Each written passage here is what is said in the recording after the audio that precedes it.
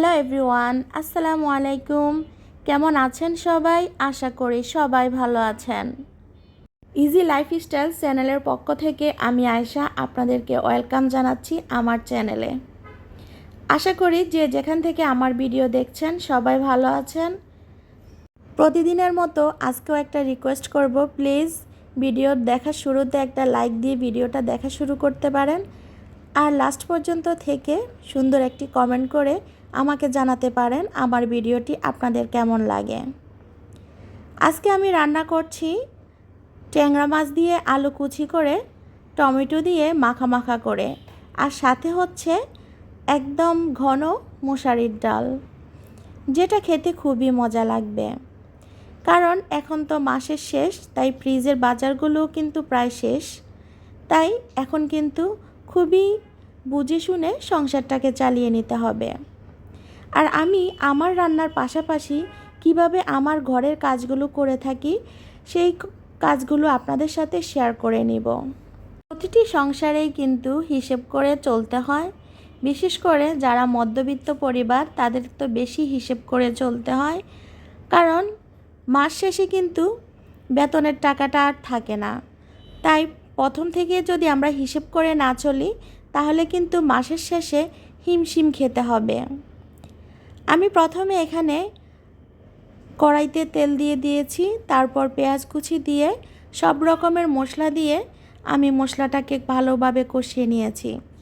তারপর আলুগুলো কুচি করা ছিল সেটা আমি অফ ক্যামেরায় করে নিয়েছি, সেটা ধুয়ে ক্লিন করে আমি রেখে দিয়েছি। এখন কষানো যখন হয়ে গেছে তখন কিন্তু আমি আলুগুলা দিয়ে দিয়েছি। এবার ভালোভাবে কষিয়ে নিব। তারপর এই কষানো আলুটা যখন ভালোভাবে কষানো হয়ে যাবে তখন কিন্তু আমি মাছ দিয়ে দিব। আচ্ছা, আপনারা যারা আমার ভিডিও দেখছেন, যদি আপনাদের ভালো লাগে তাহলে সাবস্ক্রাইব করে পাশে থাকতে পারেন, আর যদি বেশি ভালো লেগে যায় তাহলে ভিডিওটি শেয়ার করে দিতে পারেন। আমরা ভিডিও বানাই আপনাদের জন্য, কারণ আমাদের এই ভিডিওগুলো কিন্তু আপনাদের সামনে আমরা সুন্দরভাবে উপস্থাপন করার চেষ্টা করি। আর এভাবেই আমাদের প্রতিদিনের কাজগুলো আমরা আপনাদের সাথে শেয়ার করে থাকি। এখন আমি মাছগুলো দিয়ে ভালোভাবে একটু নাড়াচাড়া দিয়ে আমি কিন্তু টমেটো দিয়ে দিয়েছি। মাছগুলো কাঁচা থাকতেই কিন্তু নাড়াচাড়া করে নিতে হবে। যখন কিন্তু কষানো হয়ে যাবে তখন কিন্তু মাছটা নাড়াচাড়া করা যাবে না। আর এখনকার টমেটোগুলো কিন্তু শক্ত থাকে না, ভালোই একদম তরকারির সাথে মিশে যায়। আর বেশি নাড়াচাড়া করা যাবে না, তাই এ পর্যায়ে আমি কিন্তু পানি দিয়ে দিয়েছি পরিমাণ মতো। অন্য পাশে আমি কিন্তু ভাত বসিয়ে দিয়েছি।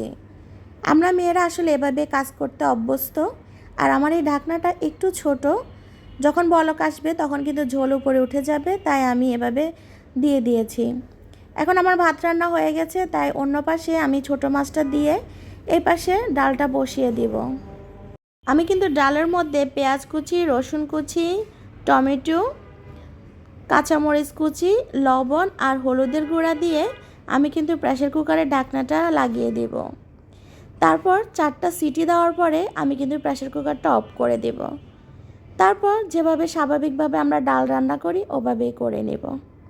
রান্না হতে থাকুক, আমি এখানে চলে এসেছি আমার ঘর গোছানোর কাজে। এই জানালাটা খুললে অনেক বেশি ধুলাবালি আসে, তাই জানালাটা খুবই কম খোলা হয়, আর এমনি পর্দা সরিয়ে রাখি যাতে বাইরে থেকে আলো আসে।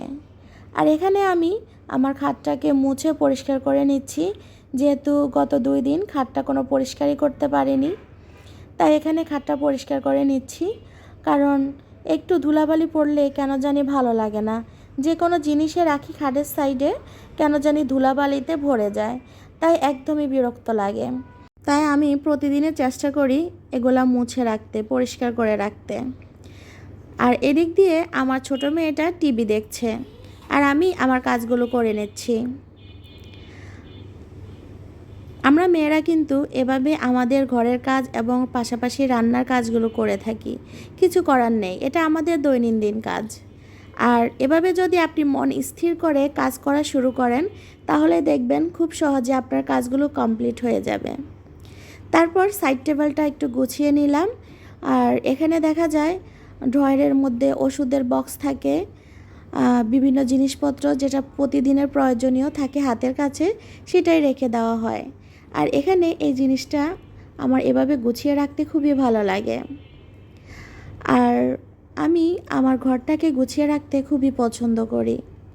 মাঝে মধ্যে হয়তো শরীর খারাপ থাকলে তখন হয়তো কিছু কাজের ব্যাঘাত ঘটে, নয়তো গুছিয়ে রাখারই চেষ্টা করি।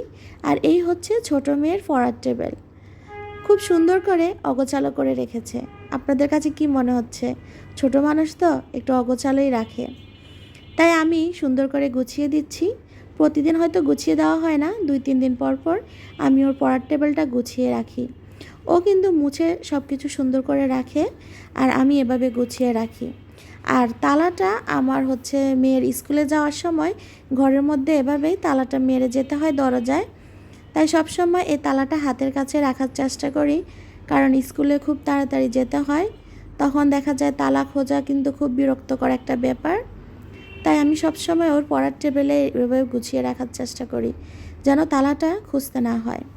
তারপর আপনাদের ভাইয়া এই ভীষণের আয়রনটা নিয়ে এসেছে আমাদের জন্য, কারণ মেয়েদের ঘর সবসময় টুকটাক আয়রনের কাজ লাগেই, তাই নিয়ে এসেছে।